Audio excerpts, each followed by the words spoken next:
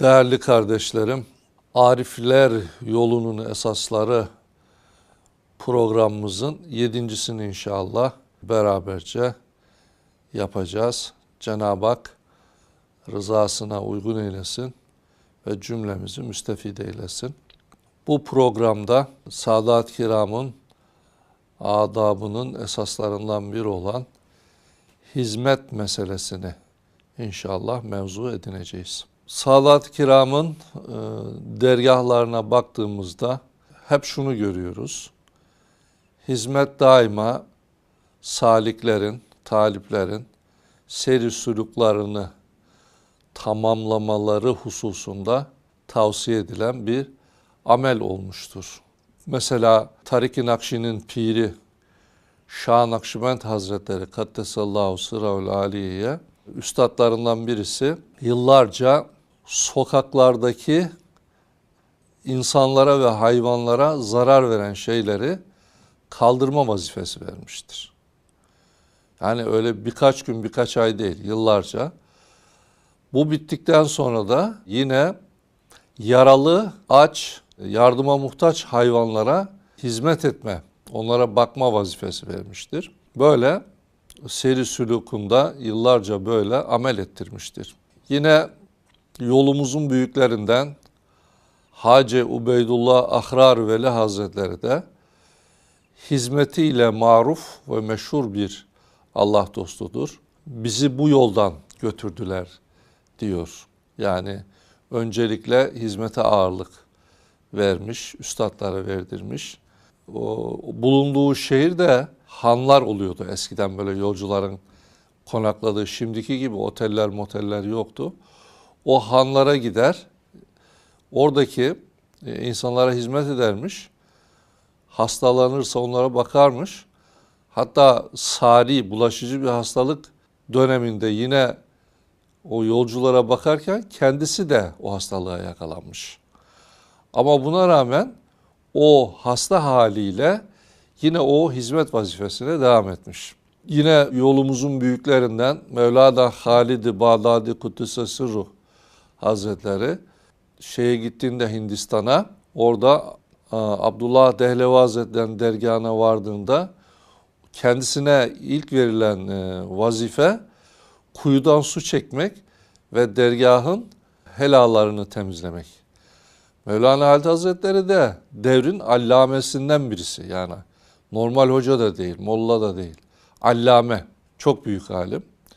Böyle bir müddet onları hiç yapmış. Bir gün nefsi ona isyan etmiş. Demiş ki, ey Halid, memleketinde hatır edilen allame bir zattın. Şimdi geldin burada tuvalet mi temizliyorsun? Böyle mi olacaktı diye içine bir kuruntu gelmiş. Şeytanın vesvesesi. Nefsi de tabii destekliyor onu.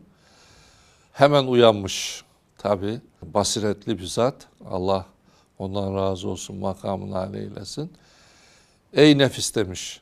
Sen üstadımın verdiği bu vazifeyi, buraları süpürgeyle temizleme vazifesini itiraz edip yapmazsan bilesin ki ben senin bu sakalından tutar, ondan temizlettiririm sana demiş. Bakmış ki nefis pabuç bağlı, şeye razı olmuş. Süpürgeyle temizlemeye ve devam etmiş. Bir gün Abdullah Dehlevi Hazretleri semaya nazar ettiğinde, müşahede tabii bu. Göz nazarı değil, kalp gözüyle nazar. Meleklerin Mevlana Halid-i Bağdadi Hazretlerini tebriklerine şahit oluyor. Onun üzerine onun o vazifesini bitiriyor ve huzuruna alıyor.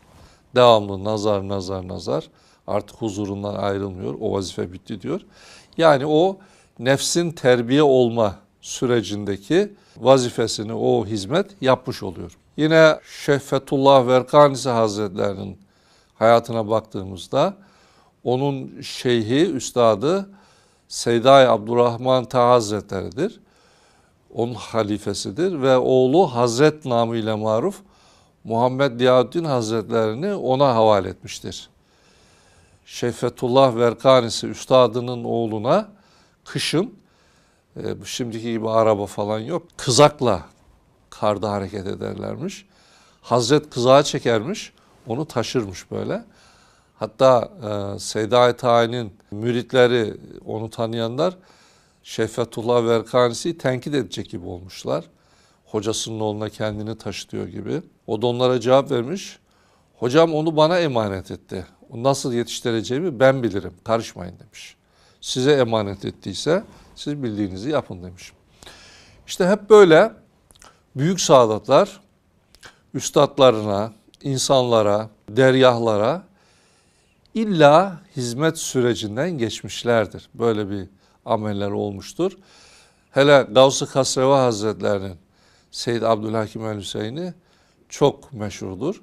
Şahazine'nin Kuddise Sirruh dergahına gittiğinde mesela anlatılır. Dergahın tarlalarında hizmet olduğunda bir gün köylüler gidermiş, bir gün talebeler gidermiş, bir gün mollalar gidermiş, bir gün de sofiler gidermiş. Böyle sırayla hizmet ederlermiş. Şimdi sofiler gideceği zaman Gavs-ı Kasrava Hazretleri elhamdülillah biz de Şahazine'nin sofisiyiz dermiş. Onlarla tarlaya gidermiş. Ondan sonra ikinci gün hadi bakalım talebeler gitsin dendiğinde o gene çok şükür biz Şahazine'nin talebesi sayılırız dermiş. Onlarla da gidermiş. Üçüncü gün müderrisler gitsin, mollalar gitsin dendiğinde kendisi zaten büyük alim. Biz elhamdülillah Şahazine'nin mollası sayılırız dermiş. Onlarla da gidermiş. Ondan sonra dördüncü gün köylüler giderken bak buradayız biz de onun köylüsü sayılırız dermiş. Onlarla da gidermiş. Yani hizmet etmek için bahane ararmış kendine. Bahane ararmış. Yani hizmetten kaçmak için değil. Hizmet etmek için bahane ararmış. Böyle hizmette Gavs-ı Kas Hazretlerinden öğreniyoruz. En önemli düstur budur. Hizmet için bahane arayacağız. Hizmetten kaçmak için değil. Hizmette en önde olacağız. Fakat sofra kurulup da hizmetin neticeleri taksim edilirken en arkada bulunacağız. Bu çok önemli. Şimdi bazıları da vardır. Hizmet zamanı ortada yok. Fakat sofra kurulduğunda bu sofra maddi olur, manevi olur, zahiri olur, batini olur. En önde bakarsın ki kendi fotoğrafın önünde, ekranda olmak ister. O yanlış. Doğrusu ne? Hizmette, nefsi ezmekte, yorgunlukta, meşakkatte, iş üretmede en önde olacağız. Nefsimizi en öne koyacağız. Fakat ödül verilirken, yerken, içerken, sofra kurulurken öyle ifade edelim. En sonda olacağız. Bu çok önemli bir düstur. Böyle olursa insan yaptığı hizmetten bereket görür, menfaat görür, seyri sülûkuna çok büyük katkısı olur. Yani zikir çekiyoruz, rabıtamızı yapıyoruz, hatmemizi yapıyoruz efendim. Mürşidimizi ziyaret ediyoruz. Daha önceki programlarımızda bunları anlattık. İşte bunların üstüne hizmet amelimizde olacak. Şimdi bu anlatılan misallerden de ortaya çıktı ki dergaha hizmet en başta geliyor. Yani şeyhin bulunduğu dergaha ve onun şubelerine bizzat bedenen hizmet çok önemli tasavvufta, seyri sülükte. Nefsi terbiye etmede bu çok önemli. Tabi hizmetler zamanla genişlemiş. Bu sırf dergahla kayıtlı değil, şer-i şeriften gelen bütün insanlara hizmet etmek lazım. Bütün mahlukata hizmet etmek lazım. İşte Şah Nakşibend Hazretleri'nin üstadı sokak hayvanlarına hizmet ettirmiş. Sokağa hizmet ettirmiş. Bu onların dergahla bir alakası yok. Demek ki hizmetin kapsamı, şumulü diyoruz biz ona, kapsamı dergahla sınırlı değil. Nerede insan var, nerede mahluk var, nerede Allah'ın yarattığı bir şey var, onların hepsine fayda vermek lazım. Çünkü yüce dinimizde buyurulmuş hadis-i şerif meali, insanların en hayırlısı diğer insanlara en fazla fayda sağlayandır. Yani insan faydalı birisi olacak. Kendine, ailesine, mahallesine, komşularına, içinde yaşadığı topluma, içinde bulunduğu dergaha, ait olduğu her şeye, beşeriyet bir ailedir yani. Hepsine faydalı olmaya çalışacak. Faydalı olan insan hayırlıdır. İşten kaçan, kimseye bir faydası olmayan, menfaat bazlı, egoist bir hayat tarzı sürmek faziletli, makbul ve İslam'ın istediği bir hayat tarzı değildir. Bu nefsin istediği bir hayat tarzıdır. Şeytanın desteklediği bir hayat tarzıdır. Tabi hizmetlerde zamanla beşeriyetin seyrine paralel olarak, gelişmelere paralel olarak değişiklikler de hasıl oluyor. Önceden böyle ferdi hizmetler, dergah bazlı hizmetler en önde olmakla birlikte zamanla ihtiyaçlara göre hizmetlerin şeyi değişmiştir. Şeklinde, kapsamında, usullerinde değişiklikler olmuştur. Sadat-ı Kiram da içtihatlarıyla o değişiklikleri uygulamanın içine almıştır. Ona inşallah geçeceğiz. Fakat temel bir mesele olarak şunu en başa bir koyalım. İnsanlar ve cinler Allah-u Teala'yı bilmek, tanımak ve ona kulluk yapmak üzere yaratılmışlardır. Zariyat suresinde bu açıkça beyan edilmiştir. Estaizu billah. Ve ma halaktul cinne vel insa illa liya'budun. Ben cinleri ve insanları ancak bana kulluk etsinler diye yarattım buyuruyor Allah-u Teala Kur'an-ı Kerim'de. Zariyat suresinde. Şimdi İbn Abbas müfessirlerin imamı bu liya'budun, bana kulluk etsinleri liya'rifun, beni tanısınlar diye tefsir etmiş. Demek ki vazifemiz Allah-u Teala'yı tanımak, marifet kesbetmek, iman etmek ve ona kulluk yapmak. Kulluğu da tefsir alimlerimiz bu ayeti açıklarken Allah-u Teala'yı tazim ve halka şefkat ve merhametli davranmak şeklinde izah etmişler. İşte Allah-u Teala emri maruf, nehy-i münkeri farz kılmış. Farz-ı kifayedir. Demek ki hizmet aslında bir yönüyle insanların dinine, imanına bakan yönüyle bir şer'i şerifin amelidir. Yani Allah'ın emrini tazim etmektir. Diğer yönüyle de muhatapları itibariyle insanlar olsun, sofiler olsun, hayvanlar olsun, bitkiler olsun, sokak olsun, halka, mahlukata şefkat göstermektir. Tam bir kulluk tezahürüdür. Biz hizmet ederken Kur'an'ın emrine uyuyoruz. Efendimiz Aleyhisselam'ın sünnetine uyuyoruz. Kulluk yapıyoruz. O halde bu kulluk ve ibadet olduğuna göre bütün ibadetlerin başında güzel bir niyet gereklidir. Bunu Allah rızası için yapmak lazım. Allah rızası için yapılmayan hizmet boşa gitmiştir. Çünkü ibadettir. İbadette niyet olmazsa makbul değil. Niyet Allah'tan gayrısı olsa riyadır, bir de haram işlemiş oluyorsun hizmetinde. O halde burayı unutmayacağız inşallah. Ne yapıyorsak bir çöp kaldırdık, bir iğne bir kenara koyduk. Ne yaptık, ne ettik? Bir hayvana hizmet ettik, bir insana hizmet ettik, bir dergaha hizmet ettik. Hepsini lillah, Allah rızası için yapacağız. Şimdi bu sabitemiz belleğimizde dursun. Kutup yıldızımız olsun hizmette. Hiç unutmayalım. Ondan sonra hizmetler asrın ihtiyaçlarına göre, toplumun ihtiyaçlarına göre organizasyon şekillerinde değişiklik olmuştur. Mesela daha önceki Sadat-ı Kiramlar hep dergah temelli hizmet etmişken son zamanlarda mesela Menzil dergahında görüyoruz ki Gavs-ı Kasrevi Hazretleri Kaddesallahu Sirrel Aliye onu kurmuştur. Piri odur. İman kurtarma öne çıkmıştır. Yani dergahta gene o klasik hizmetler var. Tarlası da var, inşaatı da var, temizliği de var. Halen Sofi kardeşlerimiz de gidip organize olmuşlar. Kimisi şadırvan hizmetine gidiyor, kimisi yatakhane hizmetine gidiyor, kimisi cami hizmetine gidiyor. O klasik hizmet devam ediyor. Ve bu çok kıymetlidir. Yani buralarda istihdam edilen, vazife verilen kardeşler bunun kıymetini bilsin. Bu Şah Nakşibend Hazretleri gibi, Hacı Ubeydullah Ahrar Veli Hazretleri gibi, Gavs-ı Kasrevi Hazretleri'nin yaptığı gibi hizmet yapmaktır. Ama burada kalmamış, insanların küfre gitmeleri, çok günah işlemeleri, Allah'ı unutmaları, günah deryasına dalmaları, alkol ve bağımlılık yapan maddeler kullanmaları sebebiyle dinden uzaklaştıkları bir gerçektir. Dinden uzaklaşmışlardır, imanı unutmuşlardır, namazı, abdesti, gusülü unutmuşlardır.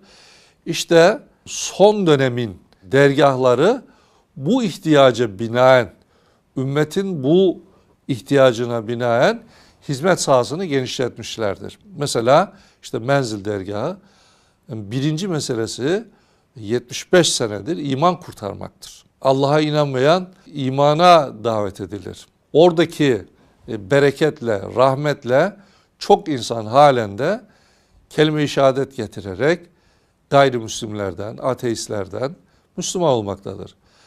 Nüfus kağıdında Müslüman yazıp ama İslam'ı öğrenememiş, öğrenmiş de yapamamış, yapmakta zorluklar olan kimselere de tövbeye davet edilmekte ve yine onların duası, bereketiyle, himmetiyle din yolunda terakki etmektedirler. Akaidlerini öğrenmektedirler. İnanç esaslarını ehl-i sünnete göre düzeltmektedirler. Namaz kılmaya başlamaktadırlar. Abdestli gusülü öğrenmekteler. Üstüne de farz, vacip, sünnetlerden sonra nafile ibadetler yaparak terakki etmektedirler. Seyri sülük yapıp inşallah velayet makamına dahi epey miktarı ulaşmaktadır. İşte şu anda hizmet dediğimiz şeyin kapsamı ana dergahın sınırları dışına çıkmış, bütün dünyaya yayılmış, bütün ülkelere yayılmış. O ana dergahın şubeleri olan dergahlar vasıtasıyla bu ilim, iman, eğitim ve irşat faaliyetleri bütün dünyada devam etmektedirler. Buralarda da vazife almak, hizmet etmek çok kıymetlidir. Çünkü tebliğ meselesi peygamberlerin vazifesidir. Allah-u Teala tebliği peygamberlere vermiştir. Tebliğ peygamberliğin bir sıfatıdır. Onlar vahiy alıp insanlara Allah'ın muradını, emirlerini, yasaklarını ulaştırmaktadırlar. İşte bu tebliğde, irşatta, emri marufta vazife alan kimseler peygamber mesleğinden nasiplenmiş kimselerdir. Haşa, peygamberlik seçmekle olur. Allah kimi peygamberlik verirse o olur. Ama onların işinden bir parça bereketlenmiş, o yaptıkları işten Allah da onlara yaptırıyor olmuşlardır. Bu çok önemli çünkü Allah-u Teala'nın en çok sevdiği kimseler nasın insanların içinde peygamberlerdir ve en sevdiği işi, razı olduğu işi Allah onlara yaptırmıştır. Dolayısıyla emri maruf olsun, irşat olsun, tebliğ olsun, tedris olsun, bu gibi hizmetlerde bulunan, istihdam edilen kimseler şükretmeliler. Allah-u Teala'nın en sevdiği kullarına yaptırdığı işlerde istihdam edilmişlerdir. Bunu bilmek dahi şükürdür ve bu idrakten sonra dört elle bu işe sarılmak o da ayrı bir şükürdür. Mesela vakıflar falan da bunun için kuruluyor. Asıl olan hizmettir, asıl olan vakıf değildir. Vakıf hizmetin ihtiyaçlarına göre nasıl yapılacağının sorusu karşısında ortaya konmuş bir cevaptır. Artık ferdi olarak, şahsi olarak hizmetler götürülemeyecek hale gelmişse bir sistem kurulur.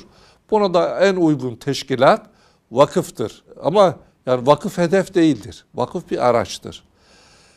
Bu irşat eğitim faaliyetlerine insanların beşeri ihtiyaçlarının karşılanmasına daha düzenli, daha disiplinli, daha kontrollü olmasına hizmet eden, yardım eden bir araçtır. Onun ötesine geçirilirse o da o zaman başka mahsurlar ortaya çıkıyor. Ondan sonra da onlarla uğraşılıyor. Yani o mahsurları bertaraf etmek için hizmeti bırakıyorsun. Gündemine bunları alıyorsun. Ümmetin vakti, mesaisi bundan geçiyor. Arada kırgınlıklar oluyor, sıkıntılar oluyor. Her şeyi yerli yerince yapmak lazım. Sadat-ı Kiram çok üzerinde durmuştur hizmetin. Ama şu tembihleri de bize bulunmuşlardır. Bunları da unutmayacağız. Şimdi hizmet genellikle maddi bir yönü vardır. Ölçülebilir, sayılabilir, hedef koyulabilir şeylerdir. Hizmetin böyle yoğun da şeyi vardır. Toplu yapılır. Bu hengamenin içinde genellikle tasavvufun diğer adapları ihmal edilir veya noksan yapılır. Ne gibi? Mesela zikir aksatılabilir, rabıta kısaltılabilir, hatmek geçiştirilebilir. Bunlar tecrübelerle sabit. Maalesef üzülerek müşahede ettiğimiz şeyler olmuştur, böyle şeyler. Sadat-ı Kiram bundan razı değil. Böyle bir hizmet istemiyorlar. Gavs-ı Hazretleri'nin bir beyanı var. Menzil dergahında, işte orada çok gayret eden bir kardeşimiz ona sormuş, zikir çekiyor musun diye. Yani sorduğu da 5000 lafzayı celal. 17 saat çalışıyoruz kurban, nasıl çekeyim demiş. 24 saat 17 saati bilfiil bedenen hizmet ediyor. Onun üzerine Gavs Hazretleri o kardeşimize demiş ki, sultanımız için, o zaman tabii demek o vazifeliydi o işlerle ilgili. Ben Seyyid Saki'ye söyleyeyim, senin üzerindeki yükleri alsın, azaltsın, sen 5000 zikir çek demiş. Bak, şimdi demek ki zikir çekmeden, zikri aksatarak Sadat-ı Kiram hizmete razı değil.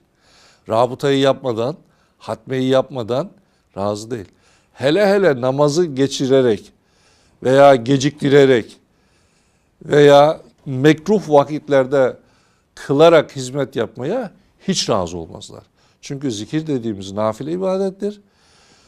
Namazı geçirmek, namazı geciktirmek, namazı cemaatle kılmak varken münferiden kılmak, bunlar sünnet-i seniyenin ona muhalefettir. Ona hiç razı olmazlar. Yani bir seferinde hatırlıyorum, Gavs-ı Hazretleri ile irşadının başındaydı. Doktora geldi, Şişli'ye gittik beraber. Orada bir muayenehaneye girdik hep beraber. Vakit girdi. İkindi namazının vakti girdi. Kendisi hemen çantasında seccadeyi çıkardı. Attı oraya, doktorun muayene olmadan önce. Halo Nurettin vardı yanında da. O da Allah rahmet eylesin. Ona da bir seccade attı. Cemaatle namazını doktorun muayenehanesinde kıldı. Bize de gidin siz de camide kılın gelin dedi. Yani bunlar böyle yaşadı. Bunlar böyle yaşadı. Tesbihatına kadar hepsini yaptı. Biz de onların talebesiysek, onları sevenlersek aynı şekilde hareket edeceğiz. Hizmet bahanesiyle tasavvufun diğer adaplarını ihmal etmeyeceğiz. Hizmet bahanesiyle sünnet-i seniyedeki ibadetlerimizi geciktirmeyeceğiz. Kerahat vaktine bırakmayacağız, geçirmeyeceğiz. Bunlara çok dikkat etmek lazım. Niyet meselesini zaten bahsettik. Bir de hizmet eden adam fedakarlık yapan insandır. Yani aslında bir kavmin efendisi onlara hizmet edendir. Ama hizmet netice itibariyle daha iyi anlayalım. Yani lokantada müşteri sipariş verir, garson getirir, ne yapar? Hizmet eder. Uçakta hostesler hizmet eder. Bellidir yani. Hizmet eden insanlar hizmetle ilgili organizasyonlarda hiyerarşiye girdiğinde bunu unutmamalı. Yani başkan, koordinatör, cart curt gibi makamlarla insanları ezmemeli. O tevazuyu hadim, hizmetçi olduğu psikolojisini içinde muhafaza etmeli. Tamam, organizasyon şamasındaki hiyerarşik yapıya uygun olarak zahiren oranın izzetini muhafaza için bir zahiri suret takınabilir. Ama içinde asla bu şey gitmeyecek. Amir pozisyonuna, başkan pozisyonuna girmeyecek. Onun için Sultan Hazretleri bizim yeni Serhendi Vakıf teşkilatlanmasında başkanlık unvanını kaldırdı, sorumlu yaptı. Sorumlu ne demektir? Mesul. Yani oradaki işlerin derüht edilmesinden, yapılmasından mesul. Bir noksanlık varsa hesap soracak adam demektir. Sorumluluğumuzu bilelim. O sorumluyla M harfi var orada. Sorumlu. Böyle yapmazsak sorumlu N'ye döner. Sorumlu hale gelir. O zaman hizmet yapmak yerine sorun çıkaran olur. Sorun çözenden kendisi sorun olur. Kendini de üzer, etrafını da üzer, saadatları da üzer. İşte bu böyle şer-i şerifte de yeri olan emr-i maruf nehy-i münkerdir bu aslında. tebliğ, irşat hepsi odur. Dayanağı bu olan bu hizmeti Sadat-ı Kiram adabın içine almış. Sadatlar böyle. Yani hükmünü öğrenebiliriz. Yani bu farz-ı kifaye olan bir şeydir. Din, diyanet cihetiyle, tebliğ cihetiyle, imana, İslam'a hizmet etmesi cihetiyle bu şer'i bir vazifedir. Onu edebin içine almış, adabın içine almış, bize hizmet diye takdim etmiş ve bize vazife veriyorlar. Allah-u Teala kıymetini bilmek nasip eylesin. Verilen vazifeleri hakkıyla yapmak nasip eylesin. Bu vazifeleri yaparken de etrafı yakan, yıkan cinsten değil de tamir eden, telafi eden, mütevazi, gönlü açık, insanlara şefkat ve merhametle muamele eden bir tarzda hizmet etmeyi nasip eylesin. O zaman Ali'ül Ala, bu nimet üzerine nimettir. Hem ümmete faydamız olmuş olur. Hadis-i şerifteki hayırlı insan sınıfına gireriz. Başkalarına fayda verdiğimiz için. Hem de Allah-u Teala'nın emrini yerine getirip halka da şefkat ve merhametle davrandığımız için kulluğun özünü de yaşamış oluruz. Yani bu Cenab-ı Hak bu şekilde yaşamak, saadatların dairesinde hizmet etmek ve ölene kadar bu şekilde devam etmek cümlemize nasip eylesin. Bu işlere menfaattir, makamdır, böyle dünyevi şeyler, nefsani şeyler karıştırmaktan Rabbim cümlemizi muhafaza eylesin. Amin. Velhamdülillahi Rabbil Alemin.